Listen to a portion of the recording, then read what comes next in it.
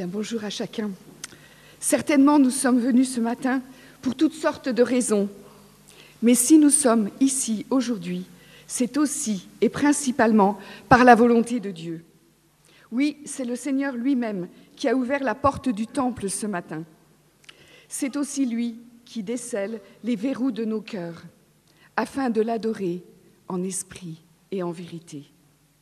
Alors, qui que vous soyez, habitués ou gens de passage, nous sommes heureux de vous accueillir. Nous sommes tous les bienvenus dans la maison du Seigneur.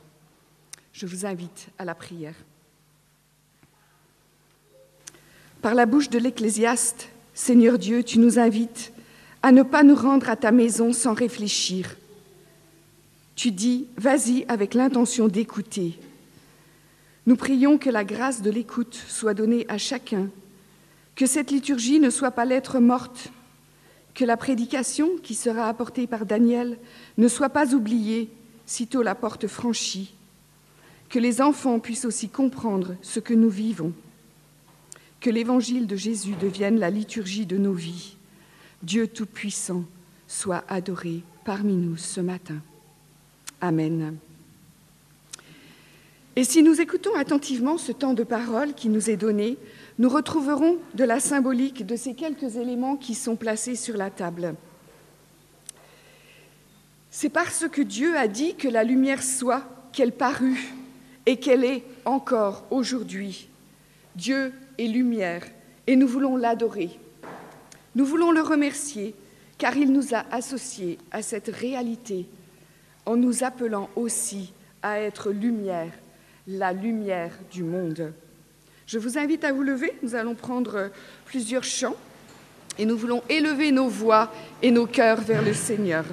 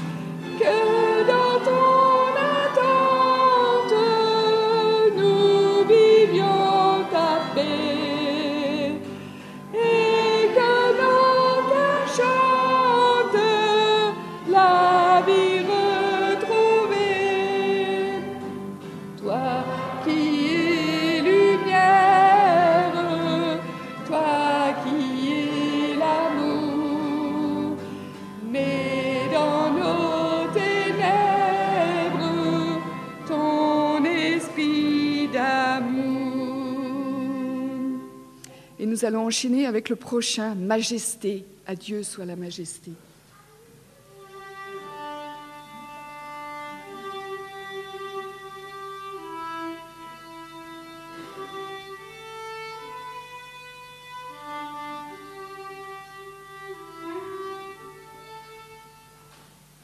pense que ce n'est pas la bonne mélodie ou pas les bonnes paroles. Donc vous avez Majesté, à toi la Majesté. Donc si vous pouvez mettre le 314 ou alors, parce que celui-là sans musique, je pense qu'on ne va pas le savoir. Est-ce qu'il est connu sans les paroles? Non.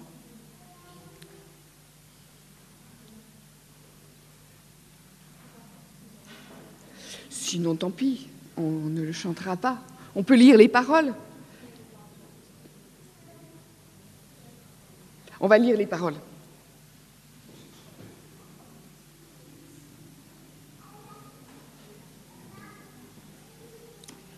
Majesté, à lui la majesté. À Jésus soit louange, honneur et gloire. Majesté, suprême autorité, du haut des cieux, son règne vient sur tous les siens.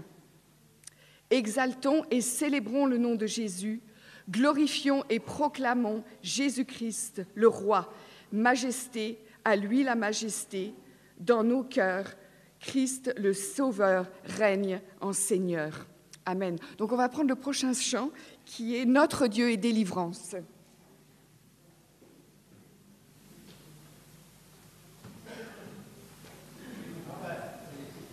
Ah bon.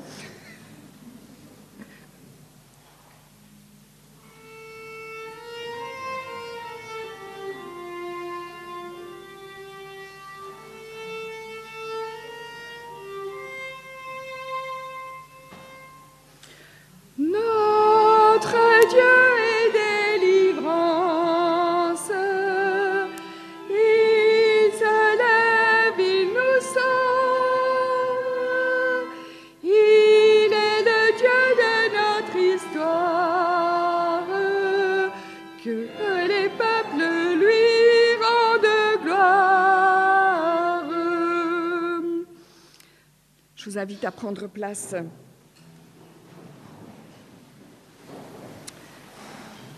J'aime à décrire et à reconnaître Dieu comme celui qui donne.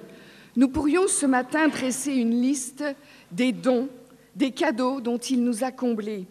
Mais pour ce matin, je nommerai juste quelques-uns de ces trésors qu'il nous donne. La parole de Dieu, bien sûr. La parole aussi, le fait de pouvoir communiquer. Le langage qui nous permet, oui, cette communication. Et puis aussi l'histoire et le temps. Et c'est dans ces dimensions que nous le rencontrons. C'est dans le temps de l'attente, en route vers la résurrection, que nous cherchons et trouvons Dieu. J'aime à dire que le carême est à Pâques ce qu'est l'Avent à Noël. Nous préparons nos cœurs et pour cela, Dieu nous a donné un meilleur moyen, celui d'écouter la loi de Dieu et celle du rappel de notre humanité. Le prophète Michée nous exhorte à marcher humblement avec notre Dieu. Et quand l'apôtre Paul s'adresse aux Philippiens, il leur dit « Ne faites donc rien par esprit de rivalité ou par un vain désir de vous mettre en avant. Au contraire, par humilité, considérez les autres comme plus importants que vous-même et que chacun regarde non ses propres qualités, mais celles des autres. » Dans la parole de la bonne semence, Jésus nous invite à être de la bonne terre, du terreau, de l'humus. Nous sommes invités à nous revêtir d'humilité. À la lecture et à la confrontation de ce chemin, nous nous tournons vers Dieu pour lui demander son pardon et son aide. Comme vous le savez probablement, cela s'appelle la repentance. Dans l'Ancien Testament, cela se vivait dans la cendre. Aujourd'hui, nous le vivons dans l'attitude de nos cœurs, dans la dignité de l'autre, tournés vers le Christ, enracinés en lui. Vous le savez encore, l'histoire continue. Jésus est venu, il a fait toute la différence. Quand nous reconnaissons que nous sommes d'argile, nous connaissons Dieu, le potier, qui transforme nos vies précaires, éphémères, en vie éternelle. Quand nous réalisons que nous sommes poussière, cendre, le souffle de Dieu nous brûle de son feu. Prions. Seigneur, je suis de cendre, nous sommes poussière, tu es de feu. Je suis fragile, nous sommes faibles, tu es fort. Je suis vulnérable, nous sommes périssables, tu nous rends innocents. Seigneur, je suis mort, nous sommes inanimés, tu es la vie. Nous te louons pour cette vie sur terre, vie fragile, mais aussi pour la vie éternelle, par Jésus, mort sur la croix, sur le bois. Amen. Alors nous sommes conscients, plus ou moins, de nos craintes et de nos tremblements, de nos résistances et de nos frustrations. Nous avons compris que devant Dieu, nous sommes coupables. La mort de Jésus a révélé notre culpabilité, mais elle l'a aussi effacée. Il nous pardonne de ne pas savoir ce que nous faisons souvent, alors que nous avons l'orgueil d'y prétendre. Il convertit nos cœurs à son amour. Et nous voulons chanter le prochain chant, Sentinelle, en nous rappelant tout ce que le Christ a fait pour nous et ce à quoi il nous appelle. Je vous invite à vous lever.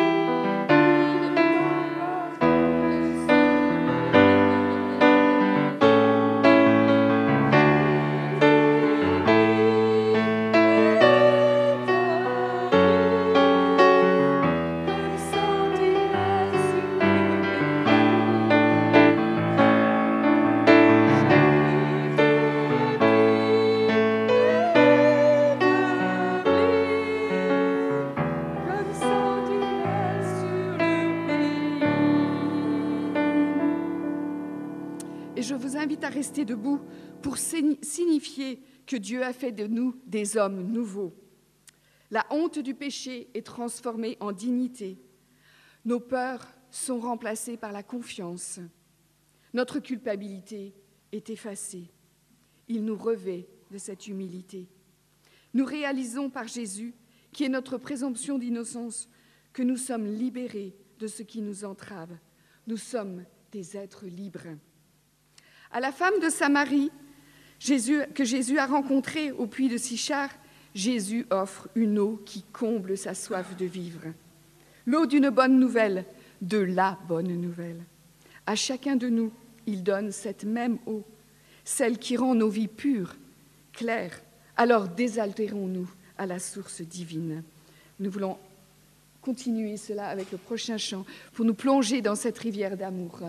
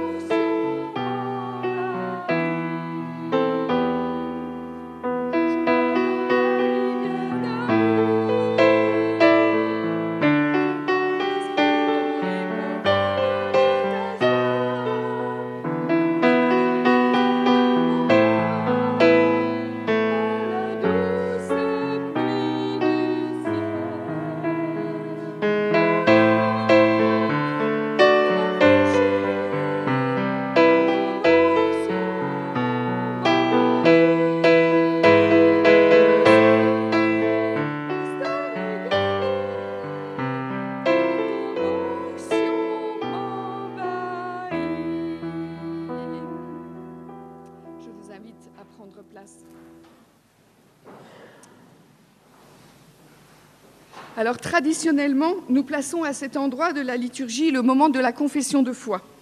Mais je vais profiter de ce temps pour vous parler un petit peu du ministère qui m'a été confié par notre union d'église. Alors c'est Marc qui m'a demandé de le faire au cours de ma liturgie, donc j'ai choisi ce moment tout simplement parce que je pense que ce ministère est une démonstration de ce que la parole appelle la communion des saints.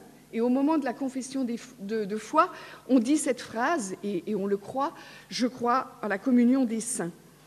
Donc nous sommes cet édifice, donc nous sommes des pierres qui formons cet édifice dont il est fait référence en particulier dans le livre d'Éphésiens. Donc comme vous lisez la parole, je suppose, ou quand vous la lisez, vous retrouverez cette image des pierres qui est très fréquente, très présente. Je citerai le désert du Sinaï. Alors, je ne sais pas si certains d'entre vous sont déjà allés, mais quand j'y suis allée il y a 3-4 ans, j'étais frappée parce que je m'attendais à du sable. Et en fait, la partie où j'ai visité, il n'y avait pas de sable. Il n'y avait que des montagnes et de la terre. Des pierres, en fait. Les tables de la loi, vous le savez, ont été gravées, les textes ont été gravés dans la pierre. Jésus est décrit comme la pierre principale, la pierre angulaire. Nous sommes des pierres vivantes pour former une maison agréable à Dieu, pour être ce temple du Saint-Esprit. Et ceci est possible parce que la pierre du tombeau a été roulée. Alors, comme chacun d'entre nous, je suis aussi une pierre et j'apporte donc ma contribution par ce ministère qui m'a été donc confié par notre union d'église. J'essaye de le mettre en place et ce travail s'intitule, pour ceux qui ne le sauraient pas encore, parce que je pense que j'ai commencé à être un peu plus visible, « Soutien et développement des initiatives artistiques d'évangélisation au sein de l'UNEPREF ». Alors c'est un grand titre, mais ça n'a rien d'exceptionnel. Il s'agit surtout de nous encourager à développer notre créativité et de la partager avec d'autres. Nous sommes tous appelés à refléter Dieu. Et dans le dictionnaire Larousse, je suis allée voir le mot « refléter », il indique une réflexion, et j'aime bien en français, la réflexion intellectuelle, mais aussi la réflexion des images, une expression, donc on exprime ce qu'on vit, une révélation de quelque réalité intérieure, disait la définition. Je trouve que ça nous correspond bien. Donc pour cela, je vais vous donner 3 ou 4 exemples de choses pratiques qu'on va essayer de mettre en place. Donc la première, ça consiste pour ma part à visiter les églises, et j'ai déjà visité à peu près 25 églises de notre union d'églises. La semaine dernière, j'étais à Saint-Giron, la semaine d'avant, j'étais à Montpellier, puis j'étais à Toulouse, enfin voilà, je fais un petit peu le tour de la France, pour essayer de mettre les églises au défi, ou de les encourager dans ce qu'elles font déjà, à dire la pertinence de l'Évangile, là où on est placé, dans nos vies individuelles, mais aussi dans nos vies collectives, pour laisser en quelque sorte une trace historique dans la cité, donc pour les générations futures et jusqu'au retour de Christ.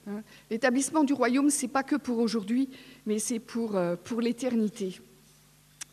La seconde chose qu'on essaye de mettre en place, c'est de créer un réseau d'artistes. Pourquoi ? Parce que l'artiste est souvent seul. L'artiste doute de lui. Il a envie de mettre son talent au service du Seigneur, mais souvent, il ne le fait pas ou il le fait mal. Donc, en essayant de créer un réseau, on va essayer de s'encourager et de faire cela. Alors, un des moyens qui est utilisé, mais il y en a d'autres, c'est la mise en place d'un week-end pour artistes, mais pas exclusivement pour artistes, pour tous ceux qui ont envie de réfléchir à comment partager sa foi au travers de l'art ou de la culture. Donc ça, ce sera le week-end des Rameaux, le 24 et le 25 mars, à Bagarre, dans les Cévennes. Alors je sais, c'est un peu perdu là-bas, mais voilà.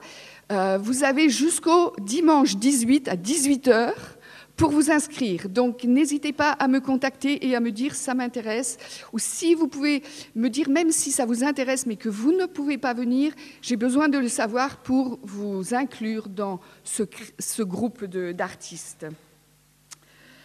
Voilà, une autre chose, c'est la mise en place d'une exposition dans cette église de nos artistes. Alors, vous ne le savez peut-être pas, mais en fait, il y a une ribambelle d'artistes. Je pense qu'il y a à peu près 7 ou 8 peintres. Et puis, il y a d'autres personnes qui ont d'autres talents, peut-être de l'écriture, de la photographie. Donc, on va faire une exposition. On a déjà eu une première rencontre, mais on veut en avoir une deuxième. Donc, chez Jacques Ganet, qui se trouve là-bas, le samedi 7 avril à 14h. Donc, je vous le redirai si ça vous intéresse de participer. Même, de nouveau, même si vous n'êtes pas artiste, mais que vous voulez nous aider à accrocher les tableaux au mur, si vous voulez nous aider à donner à ce temple un lieu accueillant pour les gens qui viendront, si vous voulez nous aider à créer la brochure, tout ça, venez nous voir et on travaillera ensemble. Et puis, une dernière chose, je réalise que ça fait beaucoup d'informations, ce sera donc, vous savez qu'on fait les cultes du soir, donc le culte du dimanche 8 avril, ce sera un culte du soir à dimension artistique. Alors, pour ça, si vous êtes intéressés de participer, que ce soit par la musique, donc nos musiciens, vous êtes tous invités à venir voir Rodrigo ou moi-même et nous dire, voilà, on aimerait participer. Et si vous ne pouvez pas participer, mais que vous pouvez amener vos amis, des gens qui ont envie d'en savoir un petit peu plus sur la foi, ce sera un culte qui sera conçu pour des gens qui n'ont pas nécessairement une culture chrétienne derrière eux. Donc voilà. Bon, c'était un peu long, je m'excuse. Voilà, nous allons maintenant réciter la confession de foi parce que le royaume de Dieu est proche, il est déjà parmi nous, et donc je vous invite à vous lever et on va la lire ensemble.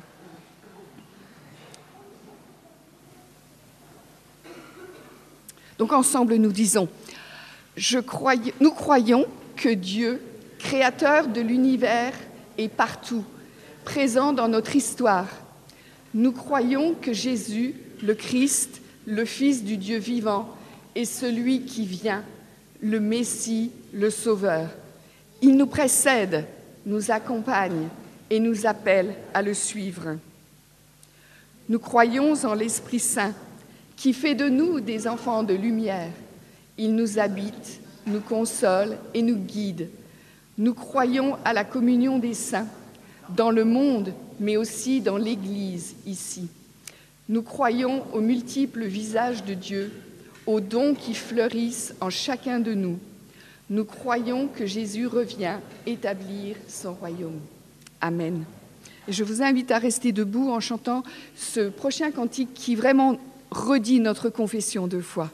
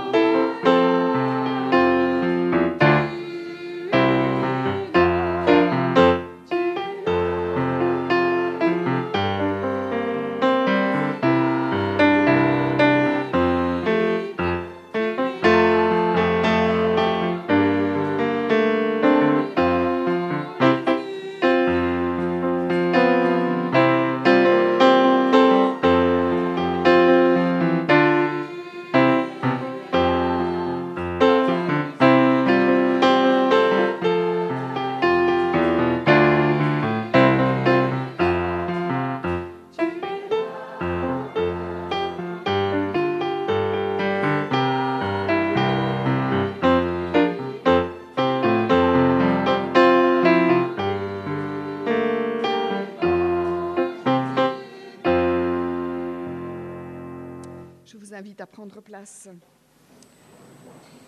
Alors, il y aura 2 offrandes aujourd'hui, donc la première maintenant et la deuxième qui sera destinée à la mission plus tard. Donc, Dieu aime le don joyeux. Donnons résolument pour l'avancée du royaume. Alors, je ne sais pas qui passe les paniers.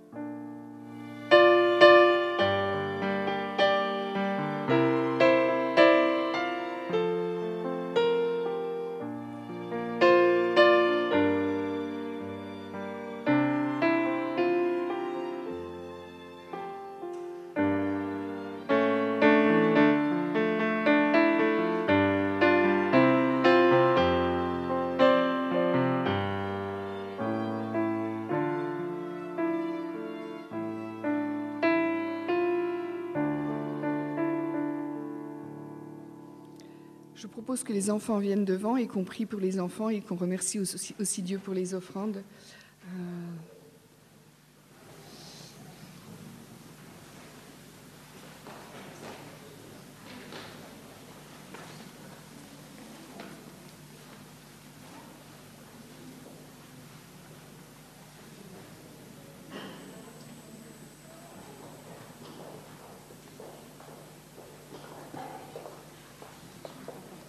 Oui.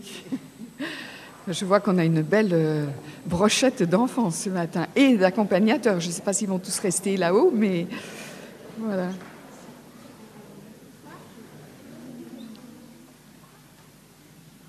Nous prions. Seigneur Dieu, nous sommes dans la reconnaissance pour cette Église que tu nous as donnée, pour chaque enfant représentant ici une famille. Merci de ce que tu es celui qui nous donne la famille. Merci pour la joie que ces enfants ont de grandir dans des familles où ils entendent parler de toi et dans une Église qui les enseigne. On te prie en particulier pour les moniteurs, les monitrices, ceux d'aujourd'hui, mais ceux de chaque dimanche. On te remercie aussi pour ce partage des dons que nous pouvons t'offrir, Seigneur, comme la reconnaissance de ce que tu nous donnes. Dans le nom de Jésus. Amen. Voilà, et nous avons la joie d'accueillir Daniel ce matin, Daniel Bergès, et qui nous apportera la parole du Seigneur.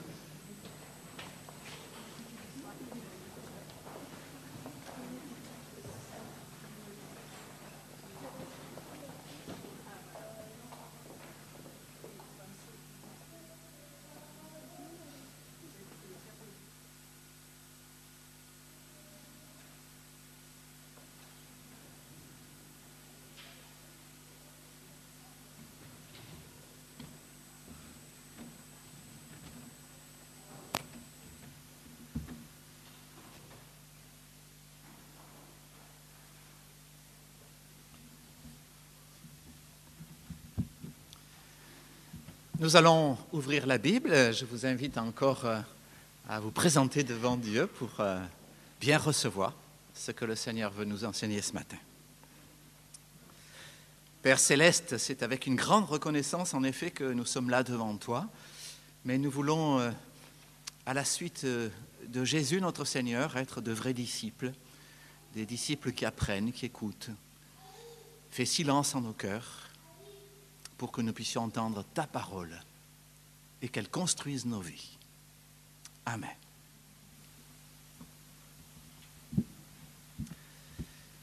Je lis dans l'Ancien Testament, d'abord dans le livre des Proverbes, au chapitre 2.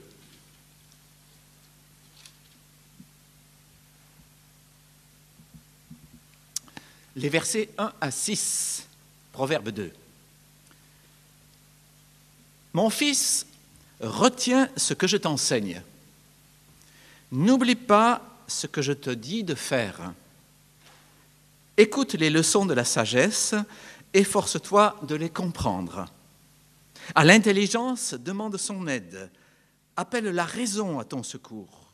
Cherche-les comme de l'argent, comme un trésor caché. Fais cela et tu sauras comment respecter l'autorité du Seigneur. Tu réussiras à connaître Dieu. C'est le Seigneur qui donne la sagesse, la science et la connaissance viennent de lui. Nous passons dans le Nouveau Testament et je vais lire un texte qui s'inscrit bien dans notre temps liturgique à l'approche de Pâques. Matthieu 16.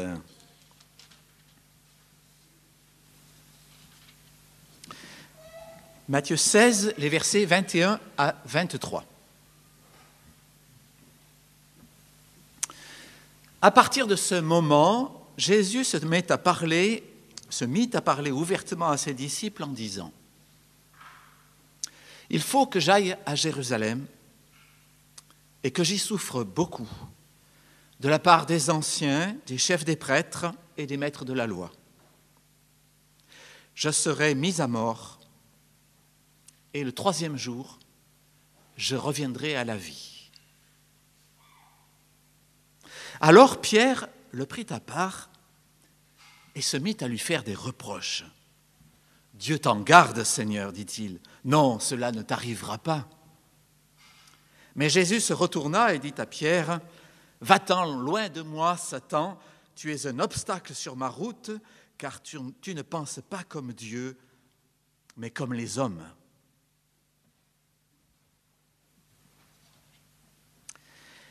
Et enfin, troisième et dernier texte, la lettre de Paul aux Romains, chapitre 12, 2 versets là, Romains 12.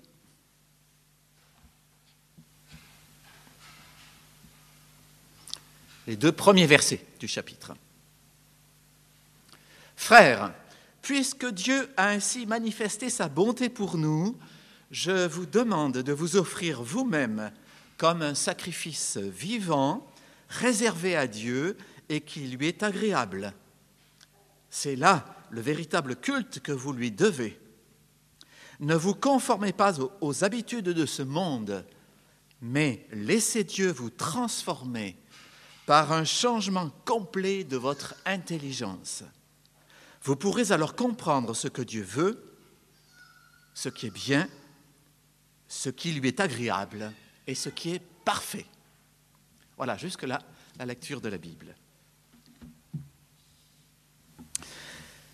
Ces 2 versets de la lettre de Paul aux Romains contiennent des informations capitales pour comprendre la nature même du changement qui se produit chez celui qui place son existence sous la seigneurie du Christ. Et cela mérite d'être approfondi, car d'ordinaire, l'insistance toute naturelle sur le renouveau de vie que provoque la conversion à Jésus-Christ nous focalise généralement sur des questions de nature morale. Celui qui appartient à Jésus-Christ ne fait plus ceci, ne fait plus cela. Ou au contraire, il agit ainsi, il se comporte de cette manière. C'est vrai. Tout cela est vrai, ça doit être vrai. Il nous faut porter des fruits dignes de la repentance, dit Jean-Baptiste. C'est exact. Mais remontons un peu plus haut. Pourquoi celui qui est en Christ connaît-il un changement dans sa manière d'être et dans ses activités? Est-ce seulement parce que, reconnaissant du salut que le Seigneur lui apporte, de l'amour dont il a été l'objet, il se met un point d'honneur à respecter les règles morales que le Seigneur lui fait connaître dans sa parole? Oui, c'est vrai. Cette dynamique existe, ou doit exister. C'est le merveilleux échange de l'amour. Le fait d'éprouver l'amour de Dieu me transforme, me donne le désir de plaire à Dieu. Nul doute que c'est là un aspect déterminant que le Saint-Esprit se charge de nous faire connaître. Le Saint-Esprit nous propulse dans cette voie qui est la voie du don, la voie du service, qui est réponse à l'amour de Dieu. C'est déterminant. Mais ça ne suffit pas. Car comment saurais-je, dans l'écheveau complexe de la vie, comment saurais-je toujours, dans les 1001 petites décisions, et quelquefois dans les grandes décisions que je vais prendre, dans toutes ces situations de mon existence, comment saurais-je si mes choix plaisent à Dieu? Si j'emprunte bien le chemin qu'il veut me voir suivre? Ne nous précipitons pas pour dire que nous avons dans l'Écriture sainte, bien entendu, la révélation, la norme et la règle de notre comportement. C'est vrai, bien sûr. Mais est-ce que nous la comprenons bien, cette norme?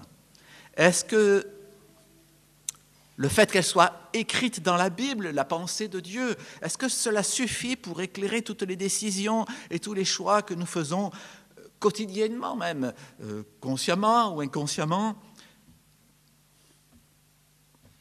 Ne soyons pas naïfs. Ne nous prenons pas pour des anges. En réalité, notre nature d'homme pécheur n'agit pas seulement sur notre désir de faire ceci ou de faire cela, mais elle peut agir aussi sur notre intelligence des choses de Dieu. Il se peut que nous soyons très intelligents sur le plan humain, mais que cela ne nous aide pas beaucoup à comprendre la volonté de Dieu. Je ne sais pas si Pierre était quelqu'un de très intelligent. Ce que je sais, c'est que c'était un juif. Il était donc instruit, au moins des rudiments de la foi juive. Peut-être allait-il plus souvent à la synagogue que bien des chrétiens ne viennent au culte. Et à la synagogue, chaque samedi, il entendait la lecture de la loi de Dieu. Et on commentait les Écritures, on cherchait à les comprendre. Et de plus, au moment où se situe l'épisode que j'ai lu tout à l'heure dans l'évangile de Matthieu, cela faisait 2, peut-être 3 ans qu'il était à l'école de Jésus. C'est une bonne école, hein. C'est quand même le meilleur des catéchètes, on s'en doute. Donc voilà, Pierre est quand même quelqu'un d'instruit. Et cependant, dans ce passage, comme dans d'autres, hein, il va révéler l'obscurité de sa pensée. Jésus annonce ses souffrances, sa mort et sa résurrection. Alors, nous dit le texte, Pierre le prit à part et se mit à lui faire des reproches. Moi, je trouve ça incroyable. Je ne sais pas si ça vous fait le choc aussi. Pierre prend Jésus à part et se met à lui faire des reproches. Vous vous imaginez la scène, hein? Pierre prend l'ascendant sur Jésus et lui explique qu'il se trompe. Non, non, tu ne vas pas mourir. Dieu te garde. C'est un simple moment de déprime. Hein? Ça va passer. Incroyable, mais vrai. Pierre, du haut de son savoir, ému par de bons sentiments, hein, refait le monde à sa manière. Il place Jésus où ça lui plaît. Et du coup, bien sûr, il se fait son propre avenir comme il lui plaît. Avec Jésus, mais avec le Jésus de son imagination. Le Jésus de son intelligence naturelle. Et avec notre intelligence naturelle, bien souvent, nous nous égarons en toute bonne conscience sur des chemins qui ne sont pas ceux qui plaisent à Dieu. Sans nous en rendre compte, notre pensée se laisse diriger par les habitudes de ce monde, traduction en français courant que je vous ai lue dans Romains 2, par le siècle présent dans les anciennes traductions. Nous nous conformons aux habitudes de pensée de ce monde. Et lorsqu'on regarde l'histoire de l'Église, le phénomène est quand même assez visible. Par exemple, au XIXe siècle, à l'époque de la colonisation, la plupart des chrétiens y étaient favorables. On allait apporter les bienfaits de la civilisation à ces peuples sauvages. Au XXe siècle, lors de la décolonisation, tout à coup, les chrétiens ont fait volte-face et ils ont mêlé leur voix à celle de tous ceux qui ont dénoncé la colonisation. Quel crime abominable! Autrefois, autre exemple, la société française était favorable à la peine de mort. Les chrétiens aussi. La peine de mort est abolie et voilà les chrétiens qui s'en félicitent. Allez, dernier exemple, lors de la Première Guerre mondiale, de part et d'autre de la frontière, les chrétiens priaient pour la victoire de leur pays, parce que chacun considérait que son pays défendait la justice, le droit et la liberté, et que Dieu était forcément avec nous. Bon, la raison en est simple, c'est que les chrétiens allemands étaient d'abord des Allemands avant d'être des chrétiens, et que les chrétiens français étaient d'abord des Français avant d'être des chrétiens. Ces exemples doivent nous alerter. Que ce soit celui de Pierre ou ceux tirés de l'histoire de l'Église, nous devons comprendre que notre obéissance au Seigneur de l'univers passe nécessairement par une conversion, mais une conversion aussi de notre pensée, de notre entendement. Il faut connaître ce que Paul appelle le renouvellement de l'intelligence, qui seul peut nous permettre, et je cite Paul, de comprendre ce que Dieu veut, ce qui est bien, ce qui lui est agréable et ce qui est parfait. Mais cela est-il possible? Peut-on espérer pouvoir se dégager de l'air du temps, qui nous façonne beaucoup, de l'esprit du siècle, se dégager donc de nos propres égarements? Peut-on espérer ainsi entrer dans la pensée de Dieu? À cette question, il faut sans doute répondre comme Jésus à propos de l'entrée des riches dans le royaume de Dieu. Aux hommes, cela est impossible, mais à Dieu, tout est possible. Et remarquez que Paul ne dit pas « convertissez votre pensée, changez de présupposé, transformez votre mentalité ». Il dit « laissez Dieu vous transformer et vous donner une intelligence nouvelle ». Dieu seul donne l'intelligence, et particulièrement l'intelligence des choses de Dieu. Comme le disait déjà le livre des Proverbes, dans le passage que je vous ai lu tout à l'heure, c'est le Seigneur qui donne la sagesse, la science et la connaissance viennent de lui. C'est Dieu lui-même qui peut faire cela en nous. Il s'agit quant à nous alors de le laisser faire. Et si l'apôtre met le doigt sur cet aspect des choses, c'est parce qu'il sait fort bien que trop souvent, nous résistons à Dieu. Nous nous enfermons dans nos conceptions des choses. Nous ne lui laissons pas le droit de remettre en cause notre vision du monde. L'apôtre en avait fait la dure expérience. Il était autrefois un juif pieux, instruit et zélé pour Dieu. C'était un pharisien sincère, convaincu de la valeur de ses opinions. Et il a fallu qu'il soit littéralement abattu sur le chemin de Damas pour qu'il entende finalement une autre voix que la sienne. À partir de là, Paul a connu ce que c'était que le renouvellement complet de son intelligence. Si bien qu'il pourra dire un jour aux Corinthiens, c'est écrit dans vos Bibles, je ne l'invente pas, nous, alors nous, c'est le nous des apôtres, c'est Paul et les apôtres, nous avons la pensée du Christ. Quelle différence, Quel espace il y a entre le Pierre, disciple des premiers jours, qui se fait remettre en place par Jésus, « Va-t'en loin de moi, Satan !» Tu es un obstacle sur ma route, car tu ne penses pas comme Dieu, mais comme les hommes. Et Paul, quelques années plus tard, Paul dont l'enseignement va conduire et soutenir quantité de jeunes églises. Entre les deux, il y a bien sûr la croix. Et il y a la résurrection. Et il y a la Pentecôte, le don de l'Esprit Saint. Entre les deux, il y a le salut de Dieu pleinement accompli. Mais entre les deux, il y a aussi l'apprentissage de la vie avec Dieu en Jésus-Christ. Et dans ce même passage où Paul demande à ses lecteurs de laisser Dieu leur apporter une intelligence nouvelle, il dit aussi « Je vous demande de vous offrir vous-même comme un sacrifice vivant, réservé à Dieu et qui lui est agréable. »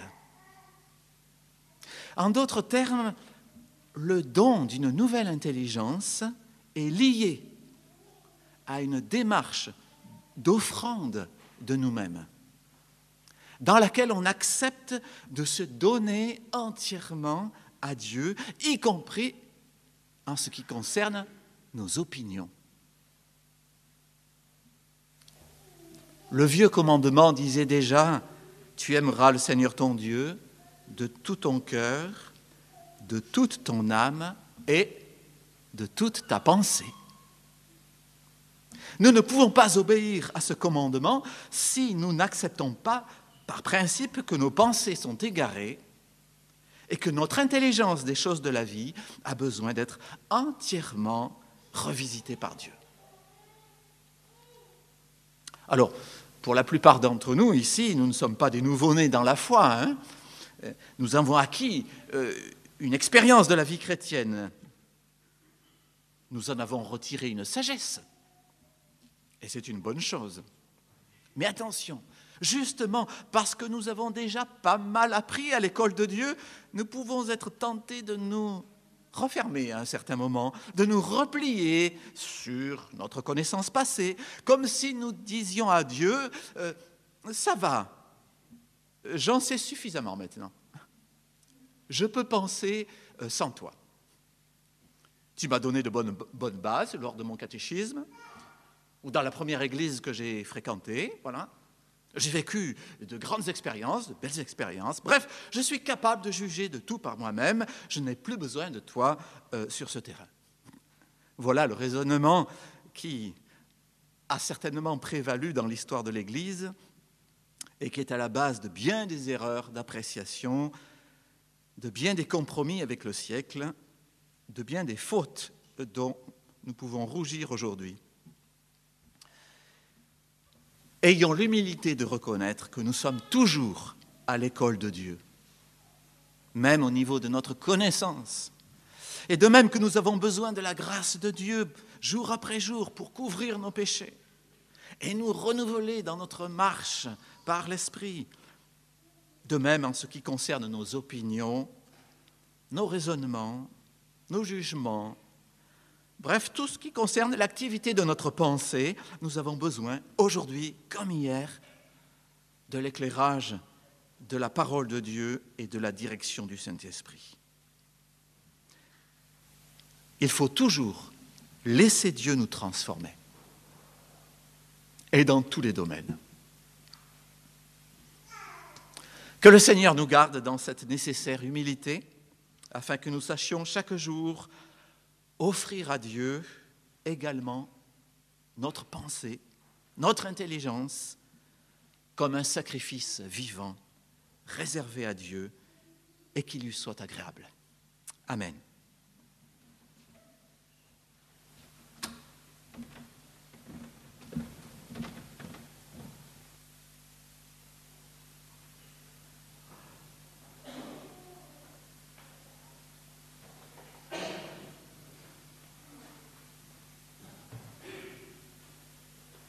Je pense que ça va être le temps de la deuxième offrande. Donc, si quelqu'un veut faire passer les paniers, c'est donc pour la mission. Un chant. Comme je viens d'annoncer, on va faire le chant juste après. Merci, Daniel. Désolée.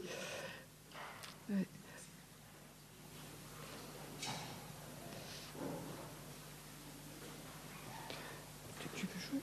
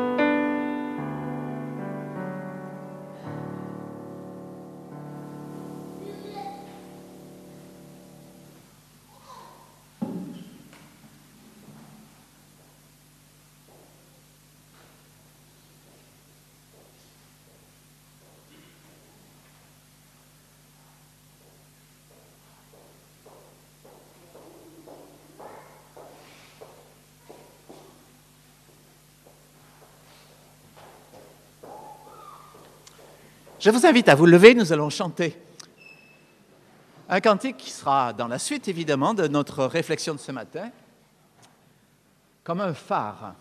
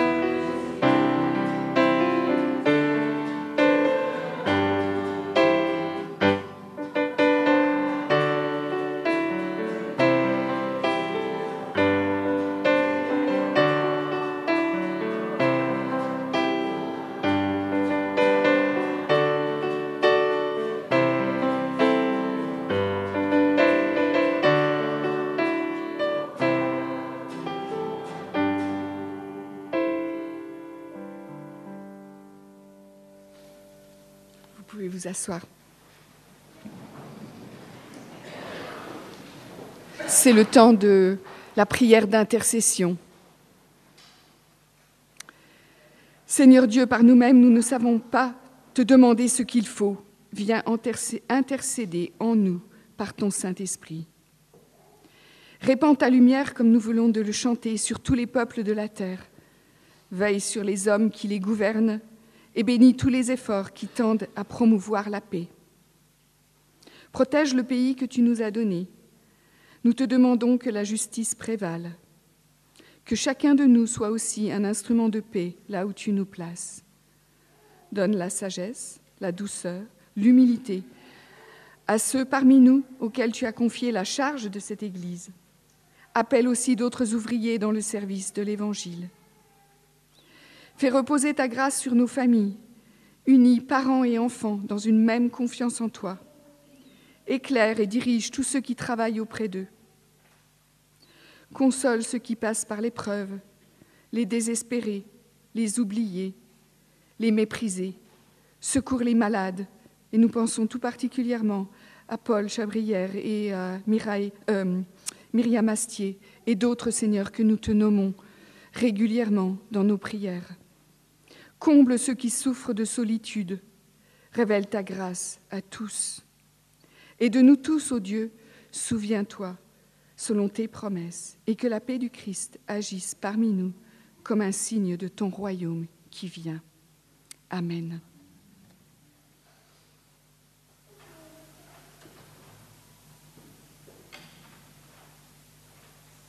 Alors, on a certainement des annonces concernant la vie de l'Église. Moi, je ne suis pas du tout informé. Alors, merci.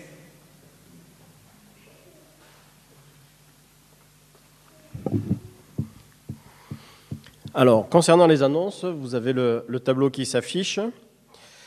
Marc m'a demandé d'insister sur quelques points. Donc, le premier point, c'est le démarrage du club de Pâques qui commence mercredi après-midi, donc pour les enfants, pour la période de Pâques. Ensuite, la pastorale aixoise mardi et la pastorale régionale vendredi.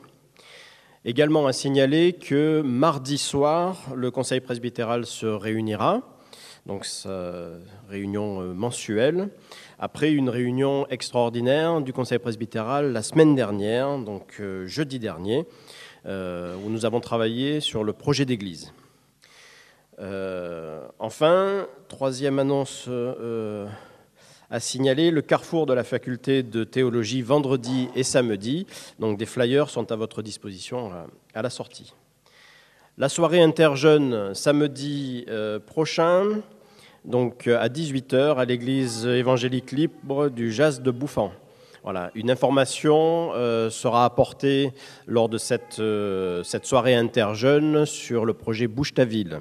Voilà, de façon à motiver un peu les jeunes à s'inscrire à cet événement. Dimanche prochain, donc 18 mars, journée chargée, commencera à 9h30 par un petit déjeuner d'accueil au temple, suivi du culte à 10h30. Lors de ce culte, nous aurons la joie de célébrer le baptême de Laura Gallo et la confession de foi de Yaoke. 12h30, repas fraternel au presbytère, donc avec partage et mise en commun, un plat sucré, un plat salé, je pense, comme d'habitude.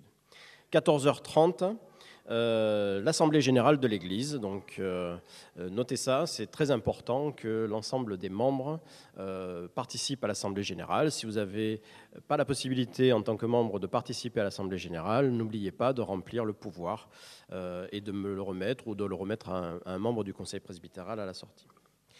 Je signale également... Je profite de l'occasion. Dimanche prochain, donc le 18 mars, nous avons une sortie scout. Donc les louveteaux se réuniront toute la journée. Voilà, donc je profite de l'occasion qui m'est donnée de parler du scoutisme très très brièvement, avec quelques difficultés cette année sur les groupes de scouts. Voilà, une diminution assez importante du nombre d'enfants. On a été obligé d'arrêter le groupe d'éclaireurs, donc la tranche de 12 à 16 ans, faute d'enfants. Voilà, donc c'est un petit peu décevant. Par contre, nous avons cette année la création d'un groupe d'aînés, donc trois jeunes adolescents, 16 à 18 ans, qui vont se réunir pendant 2 ans pour élaborer un projet humanitaire. Voilà. Donc, je vous demande de porter le groupe local d'Aix-en-Provence dans la prière. Ensuite, je vous rappelle que ce soir, le culte du soir donc, aura lieu ici même à 18h sur le thème « Appel à témoins d'aujourd'hui et d'hier ». Nous aurons notamment l'occasion d'entendre les témoignages d'Annie Brem. Je dois rappeler également que chaque jour, le chemin de Pâques se poursuit avec 40 témoins. Donc chaque jour, un témoignage qui est envoyé par email. Et enfin, il y a pas mal d'annonces aujourd'hui. Continuez sur les infos des dimanches du mois de mars. Donc, c'est les consignes de Marc que j'applique à la lettre. Dimanche 25 mars, dimanche des Rameaux, 10h30, culte au temple. Donc, de ce que je comprends, c'est un culte intergénération. Présentation de Liam et Léo Olivero et d'Éléonore de Lucas. 12h30, repas fraternel, inscription. Alors, il y a des inscriptions, il faut vraiment s'inscrire parce qu'il y a un plat chaud qui est préparé et il faut apporter une entrée et un dessert. Et l'après-midi, mission, 14h, témoignage au foyer Saint-Jean, en commun avec l'église protestante unie d'Aix et l'église protestante malgache d'Aix-Marseille. Je termine par l'information donc, missionnaire. Donc, c'est Moussa Abizar qui nous apportera à présent un témoignage sur son travail missionnaire. Donc, après son témoignage, aura lieu... Ah ben non, on l'a déjà fait, c'était l'offrande, voilà, donc ça c'est déjà fait. Donc, je cède la place à Moussa.